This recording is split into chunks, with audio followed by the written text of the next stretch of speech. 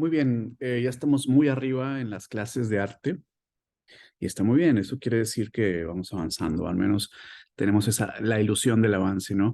Hoy vamos a tratar un tema muy panorámico, pero también muy profundo, si lo puedo llevar bien.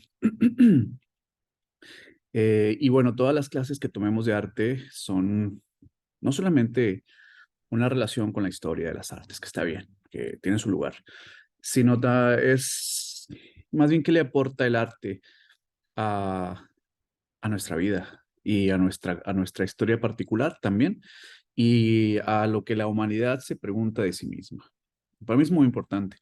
No podemos estar todo el tiempo dependiendo de análisis sistemáticos de historia, que está muy bien, que tienen su lugar, que nos dan bases, pero luego sí hay que preguntarse qué pasa con la historia de la humanidad, qué es el efecto de las artes en la historia de la humanidad y viceversa.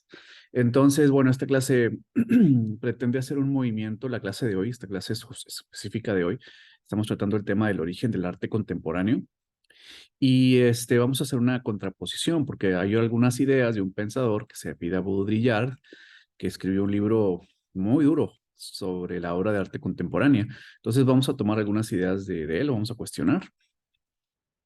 Y también vamos a revisar un poco nuestra mirada, ¿no? ¿Qué le ocurre a la mirada contemporánea? Para esto vamos a hacer algunas cosas, ¿no? Vamos a plantear, vamos a ponernos en contacto con la obra de arte, que es lo mejor que podemos hacer, ¿no? Estar en contacto con la obra de arte, revisarla, enfocarla y hacerle preguntas a nuestro tiempo. Entonces, ¿qué les parece si empezamos? Es la clase de refuerzo sobre la clase que tuvimos el lunes, el Museo de Arte Contemporáneo de Monterrey. Wow, llevo 4 años dando este seminario y siempre salen cosas interesantes. Hoy es la primera vez que analizamos el complot del arte, que así se llama el libro. Si bien no vamos a utilizar frases puntuales, vamos a ir siguiéndolo. Yo los llevo, ustedes me acompañan. La clase de lunes se puso muy buena. Entonces, bueno, vamos a revisar algunas ideas que están presentes en la obra de arte contemporánea y en la obra de arte tradicional. Así la vamos a llegar a llamar la obra de arte tradicional. Antes quiero recomendarles un libro que me regalaron. Tiene un título muy sencillo, El ABC del arte. Es ¿no? Es muy didáctico. Yo la verdad es que cuando me lo llevo a algún cafecito que me voy a estudiar yo solo, lo saco porque tiene unas muy buenas ilustraciones y además al final tiene un glosario de palabras de escuelas y de artistas. Entonces está un poco al azar, no es histórico, simplemente tú abres y te lanza la información de alguna obra de tanto de arte contemporáneo como clásica, la estudias, la revisas, es muy serio y bueno, puedes ver los detalles y luego revisas las escuelas a las que pertenece. Entonces, está muy bien. Son libros como de bolsillo que te pueden ayudar, sobre todo si tienes pocas bases y quieres tener más. Este libro me parece que les llega por Amazon. A mí me lo regalaron porque me quieren mucho. Yo no sé a ustedes, pero a mí sí. Entonces, les recomiendo que se lo armen para cuando, no sé, tengan un tiempito en el día, que luego todo el mundo anda súper apresurado. Y tiene autores muy interesantes. Tiene todo, tiene todo. Entonces, bueno, pues ármense este libro, El ABC del arte, y les va a venir muy bien. Bien, bueno, vamos a hacer nuestro panorama. ¿Qué les parece? Entonces, acá está mi presentación. Déjenme quito mi carota. Muy bien. Acá está. Vamos a ver entonces el arte en su panorama. Vamos a establecer algunas categorías. Estas categorías no son ni doctrinales ni nada. Simplemente son algunas categorías que nos van a dar un mapa, ¿no? Para entender eh, el, como el ADN de la obra de arte y cómo se va modificando, ¿no? Entonces, estas ideas las extraje de un libro que se llama la obra de arte en la era de su reproductibilidad técnica del gran y inconmensurable Walter Benjamin. Entonces, él hace un análisis, bueno, pues muy a su estilo. Un día les hablaré de ese libro a profundidad, que es muy bueno. Pero primero habla y algunas notas de él, nos dice que,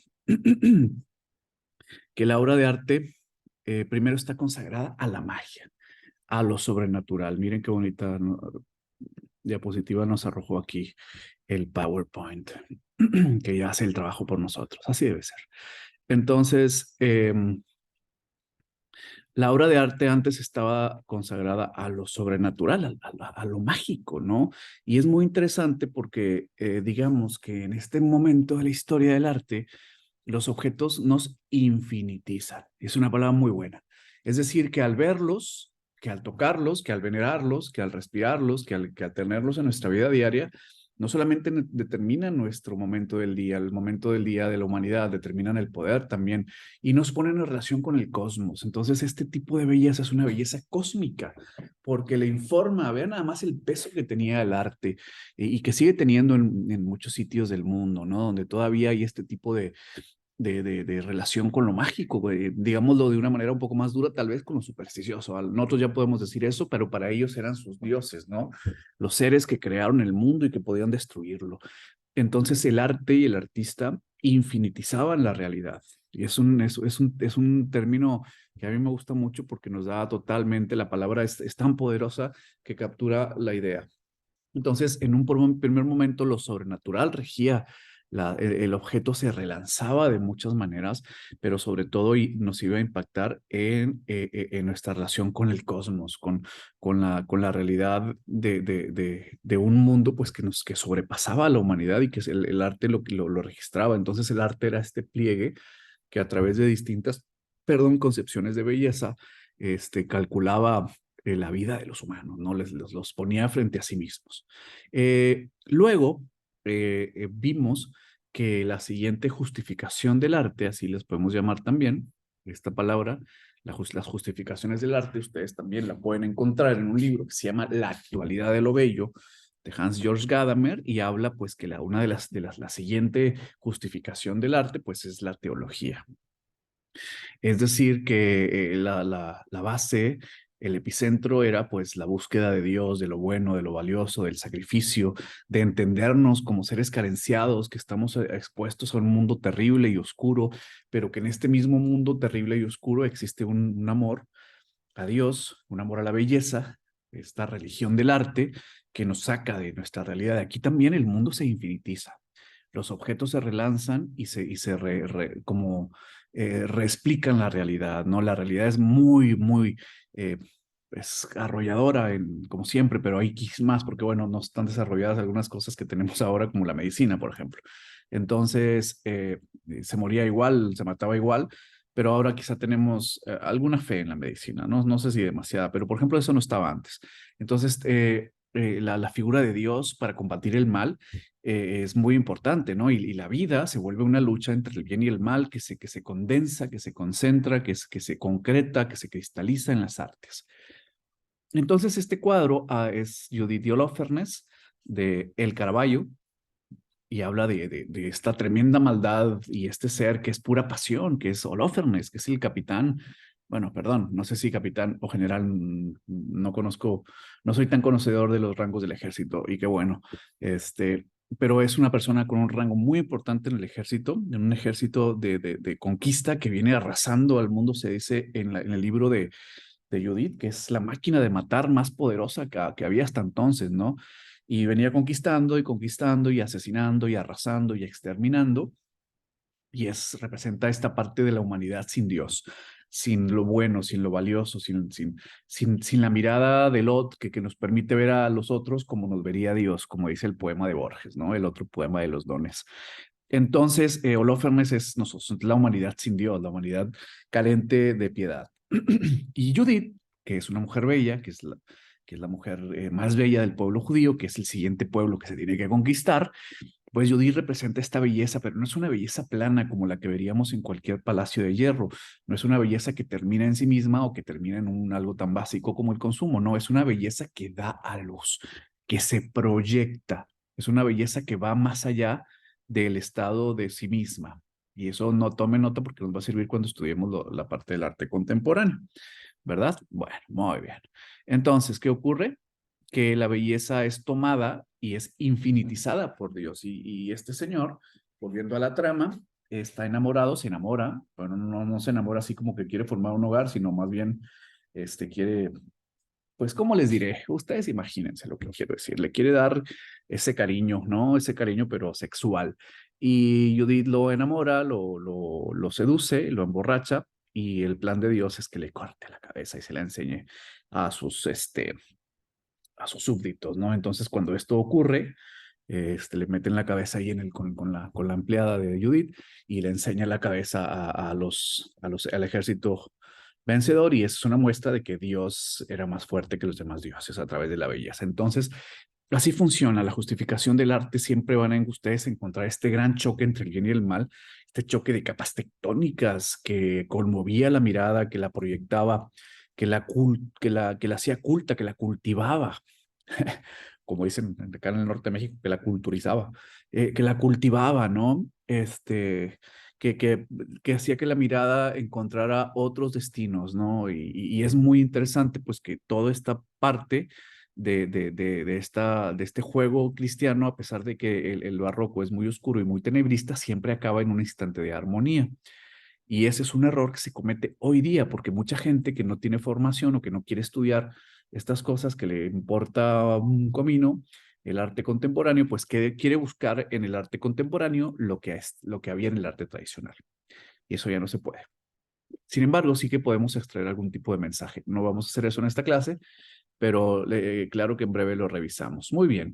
Entonces, por ejemplo, autores tan distintos de Caravaggio como Bruegel, el viejo, porque tu hijo también pinta, no es tan bueno como que este sí es un genio, tiene pues el juicio final, ¿no?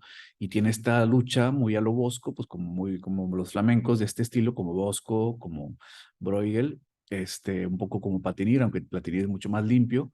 Esta lucha tremenda, ¿no? Como ven aquí hay un pliegue donde voy pasando el cursor y lo de arriba vence a lo de abajo. Estas son las pasiones, que están, que se parecen mucho, que están, que tienen formas de animales. Y los ángeles son estos seres bellos, seres de luz, como le gusta decir a los esotéricos, pero no solamente son seres de luz, son combatientes por la verdad, ¿no? Entonces, este es Bruegel, este es otro juicio final de otro flamenco, de cuyo nombre no puedo acordarme en este momento. Compréndanme, es viernes por la noche, estoy terminando el semestre, soy un holograma, pero no importa que estoy dando la cara por ustedes, pero vean, también son estas luchas entre lo bueno y lo malo, entre la luz y las tinieblas, entre el fin y el inicio, entre la humanidad y lo divino, entre la ignorancia y la sabiduría, entre el orden y el desorden, entre lo puro y lo impuro, entre lo pecaminoso y lo virtuoso. Y aquí se puede uno quedar horas revisando cómo chocaba la vida misma, ¿no? Y aquí está Miguel Arcángel, el director de las legiones celestiales, que le está poniendo una arrastrada. Parece México contra Argentina, esto terrible, ¿no? Lo está haciendo pedazos a los demonios, ¿no? Aquí están los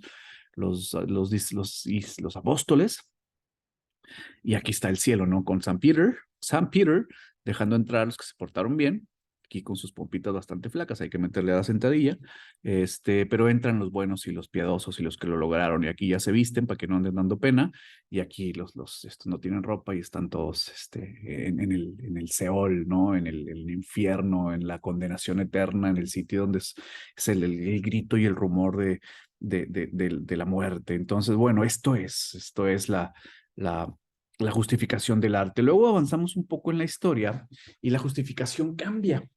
Y aquí ya la realidad, fíjense que hay un corte bien brutal, porque aquí la realidad ya no se infinitiza, ¿no? Aquí la realidad ahora topa donde topa la razón, no podemos ir más allá de la razón. Y eso le corta posibilidades tremendas a las artes, claro, sí, por supuesto que abre otras, por supuesto, abre otras posibilidades.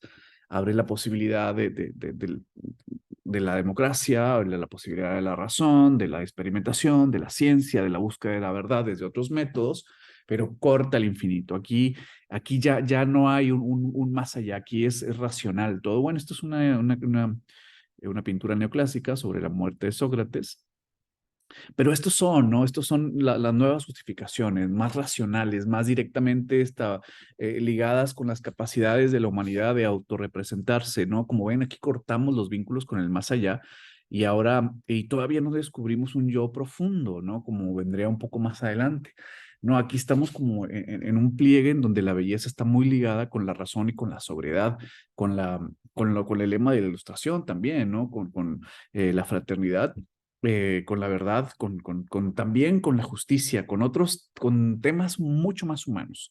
Este, y esta es una nueva justificación. Luego vamos a la siguiente justificación, que aquí ya entra en juego una escuela muy especial, que fue la que vimos hace poco, que es el romanticismo, ¿no? En donde, bueno, entra una nueva escuela, una nueva categoría estética, que es lo sublime, y lo sublime habla, pues, intenta otra vez infinitizar a la mirada, ¿no? Porque la lleva más allá de la razón. Entonces, como ven, si son vivos, las escuelas se van como contrapunteando.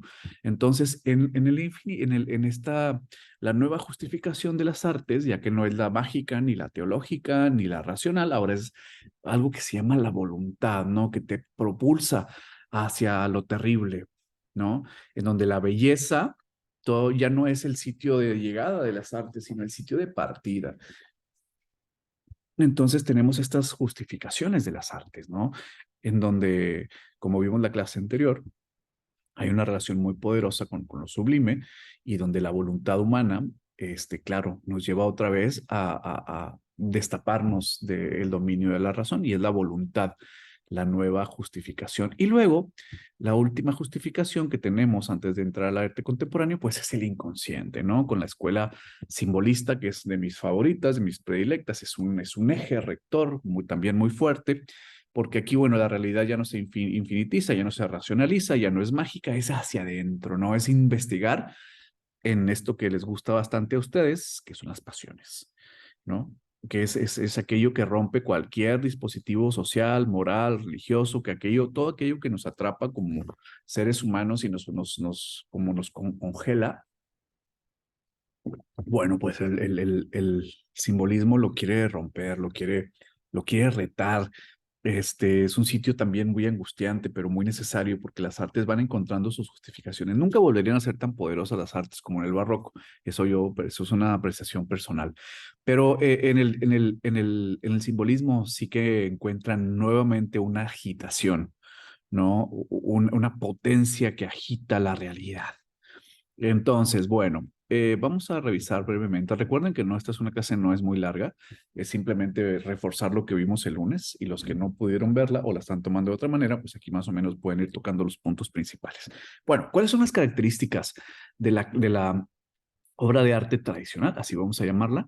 Bueno, que hace mundo, ¿no? Que al ver una obra de arte tradicional, esto genera una como profundización del mundo. Es decir, que la obra de arte necesita que el espectador quiera creer que se puede abrir un mundo. Sí, que hay coordenadas de bien y mal, que hay coordenadas existenciales, que se cree que hay como un plan y una totalidad en donde se parte de una forma cultural que instala un mundo en la Tierra. ¿Sí? ¿Qué más hace la obra de arte tradicional? Da profundidad, es decir, los objetos que toca se infinitizan. Puede ser una flor, pero la flor significa tal cosa, puede ser un río, puede ser una cruz, y todos los objetos terrenales luego tocan o se convierten en objetos de infinitud. Y eso es súper interesante. ¿Qué más? Bueno, que la obra de arte del pasado siempre va a superar la realidad. Puede que pasen cosas en la realidad, pero al ser tocadas por las artes adquieren un contenido de verdad que por sí misma no tendrían, ¿no? Es digámoslo así. Creo que ya encontré la fórmula para decir esto. El arte consuma la realidad. Muy bien, con eso nos quedamos. Bueno, ¿qué más? El objeto tocado por las artes se eleva en el barroco o se inmersiona en el simbolismo o revienta en el romanticismo o se concreta en el neoclásico. Muy bien.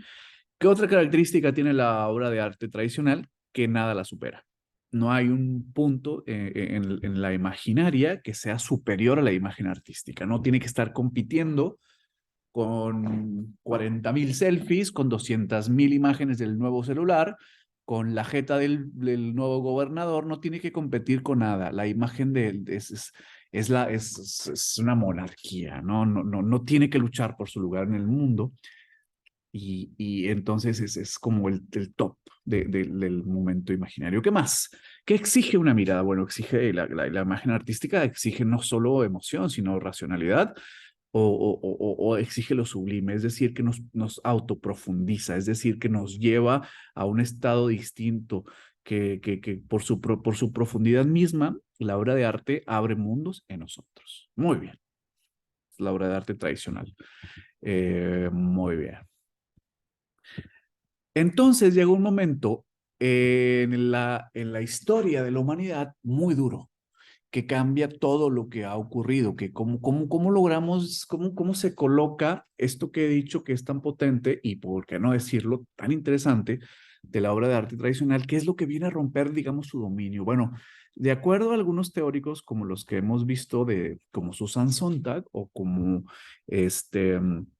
Baudrillard, pero a mí realmente el que me lo enseñó fue Felipe Casals, cuando platiqué en la entrevista que está en el Museo de Historia Mexicana, que está ahí, la pueden revisar, la entrevista con Felipe Casals, y ponen Felipe Casals y mi nombre, antes de que muriera el maestro, obviamente hablamos mucho de estos temas, y él recogía estas ideas y decía que, bueno, realmente lo que vino a superar a la obra de arte fue en las imágenes de la Guerra Mundial, porque aquí es una de las primeras ocasiones, o quizá la ocasión más afirmada, en donde la realidad ya se trepa por encima de la obra de arte y la supera, ¿no?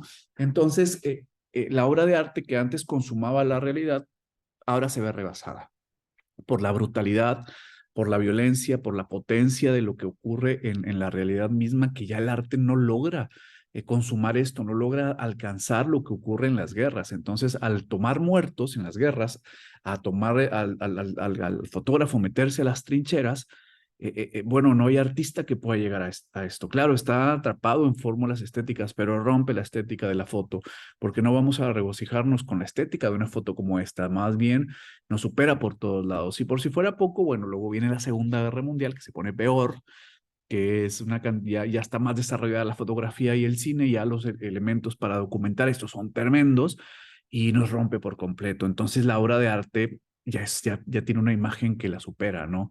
Ya ni siquiera tiene que ser una obra de arte la fotografía para superar el estado de las artes, ¿no? Y claro, para superar la democracia y la economía y la antropología y a los museos, esto supera todo. No hay nada que no sea superado por una imagen como esta, ¿no? Y luego, por si fuera poco, claro, la guerra más documentada hasta el momento de Vietnam. Y otras guerras que han sido muy documentadas, que son muy duras, como la guerra de Manchuria, o como la guerra de los Balcanes, o como la guerra del narco en México, o con lo que pasó en la hermana República de Colombia, con el narcotráfico y Pablo Escobar. Estas cosas, el artista ya no las alcanza por sí mismo, tiene que establecer un esfuerzo muy poderoso para llegar a este nivel, ¿no? Porque la realidad, la imagen documental, sin quererlo, sin querer competir con el barroco o con lo que hacen los artistas de esta época, este, es muy poderosa. Entonces, esto es lo que provoca para algunos autores que la obra de arte quizás se refugie ahora en la banalidad, porque no puede llegar a esto. Vamos a explorar este término. Entonces, por ejemplo, ¿qué hace hoy la obra de arte? La obra de arte contemporáneo, bueno, pues al cambiar tanto su relación con la sociedad, la obra de arte ahora ya no hace mundo, ya no profundiza, ¿no? Porque es una imagen culturalmente plana, ya no necesita de la cultura, ya no necesita de la cultura, es decir, de información cultural, ya puede ser plana y puede ser un poco más universalizable. Una cosa muy importante de la obra de arte es que ahora la realidad es mucho más poderosa que la obra de arte como tal, o las imágenes más comunes de la obra de arte contemporáneo no alcanzan a competir con lo que pasa en la realidad. ¿Sí? ¿Qué ocurre al no tener elementos el arte para competir con la realidad? Pues el objeto no se relanza, no hay para dónde pueda relanzarse, no se puede infinitizar, solamente se reinventa, ¿no? ¿En qué otra cosa difiere la obra de arte tradicional de la obra de arte de el presente? Bueno, que la obra de arte se la lucha, lucha muchísimo por ser vista, ¿no? Tiene muchos competidores. Antes la obra de arte pues estaba enquistada en los sitios más espectaculares de la historia de la humanidad. Piensen en la Capilla Sixtina o piensen en los palacios de gobierno o piensen en museos hiper finos, ¿no? No, ahora la obra de arte lucha con un montón de imágenes que pueden ser basura y quizá por eso tiene que parecerse a esas imágenes basura, porque se mimetiza con su estado. Antes el desecho era utilizado para, por ejemplo, el desecho de la cruz de Cristo, que es un desecho para los romanos, es infinitizada y es santificada y crea, nos da un montón de posibilidades narrativas. Ahora el desecho no, ahora el desecho triunfa en su propio estado. ¿No? Entonces la obra de arte contemporánea puede prescindir de la profundidad y la obra de arte contemporánea ya nada más llega a sí misma, ¿no? No necesita tener una construcción narrativa tan poderosa como en el barroco o tan afirmada como en el simbolismo. Y lo que hacen artistas como Duchamp, Andy Warhol y este brother, que siempre se me va el nombre, este, hacen un sellado de la obra de arte y se refugian en la banalidad. Dice, dice Baudrillard, ¿no? Hay una imagen que ya no puede competir con la realidad y lo que pasa es que entonces el arte llega a un agotamiento, ¿no? Porque desde Duchamp y Warhol ya no, el arte ya no plantea nada vital. Fíjense nada más el golpe que da este brother, ¿no? Baudrillard dice que la cultura como tal está agotada. Entonces el arte llega a un momento muy bajo porque hay un acabamiento. Es un artista que ya no puede hacer mundo, ya tiene que intentar desaparecer con el mundo. Fíjense nada más esta potencia, ¿no? ¿Qué pasa, no? Que estamos tan tomados de ejercicios estéticos que esos ejercicios estéticos superan y no pueden atrapar el estado de la realidad porque hay una cobardía tal vez, entonces se hace uso de la banalidad. Eh, Se explica que se ha perdido el deseo de ilusión, porque a donde más puede llegar los artistas tan visibles es desde la estética, promover la banalidad, ¿no? Y este es un estado del arte que tiene que pasar, ¿no? El artista tiene que volver a competir, a responderle a la realidad, aunque la estética no triunfe. Entonces, ¿qué pasa? Que el arte contemporáneo se apropia de la banalidad, del desecho y no lo supera. Y esto se llama ideología de la mediocridad, que es de elementos basados puramente en su goce estético. ¿Qué pasa? ¿Cuál es el choque tan poderoso? Que los viejos valores del arte ya no entran a la mirada, porque las miradas también son muy banales. Y lo que triunfa es procedimientos estético que satisfacen ciertas composiciones, que las tuercen, como piensen, por ejemplo, en el cubismo, cómo se va torciendo y torciendo y torciendo la imagen hasta que pierde su sentido. Y esa es la banalidad y eso es lo que mejor consume el espectador. No puede conectarse con los valores anteriores porque no tiene elementos culturales, porque no tiene elementos de formación. Entonces, muy bien. ¿Qué es lo que ocurrió? ¿Cuáles son las escuelas que ponderan esto? Bueno, la abstracción, que dice Baudrillard, que es un avance aberrante porque es solamente una inspiración infinita de la forma. El ready-made, que es lo que hace Duchamp, que es donde el objeto solamente llega a objeto, ¿sí? Una forma que parece mágica, pero que al final acaba ensimismada. Las galerías que presentan desechos, que son materiales residuales que no se reaniman, es una apropiación que se agota en sí misma, ¿no? Que son mecanismos que llevan al camino de la nulidad artística. Y es que nos dice que la banalidad se convirtió en el centro del arte, por lo tanto, es necesario llegar a un límite. Bien, perfecto. ¿Qué plantearía yo? Bueno, es muy simple y con esto quiero terminar porque esta es una clase de refuerzo. Eh, lo siguiente, que el artista tiene que ser lo suficientemente inteligente, lo suficientemente valiente para darle una respuesta a la realidad, para enfrentársele a la realidad y contestar. ¿No? Pienso en el libro, en el cuento El Sur de Jorge Luis Borges, especialmente en el final. Pienso en la obra de la fotógrafa alemana Sandra Hoyn, que se mete a los burdeles de Bangladesh. Pienso en cuentos como los de Roberto Bolaño, la novela Estrella Distante. Pienso en cintas como la de Stanley Kubrick, Ojos Bien Cerrados. pienso en cintas como Fargo de los hermanos Cohen, pienso en lo que hace Luis Buñuel en toda su obra, y es decir que hay cosas, ¿no? Simplemente que a veces se le da una complacencia a los buscadores de esteticismos banales y los museos y las galerías se llenan de gente sin alma que pierde la calma por la cocaína, como dice el flaco Sabines. Bueno, eso ha sido la clase de hoy. Pronto subiré la siguiente. Espero que logremos hacer una reflexión sobre esto. Tuvimos panorama, tuvimos profundidad, tuvimos crítica y tuvimos una conclusión, que es establecer una potencia artística desde la respuesta del artista a lo que ocurre en la realidad dada. Si estamos en el norte de México, si estamos en Colombia, si estamos en Venezuela, si estamos en sitios donde que están ardiendo, respondamos con fuego, no con repliegue estético banal. Bueno, gracias totales. Nos veremos pronto.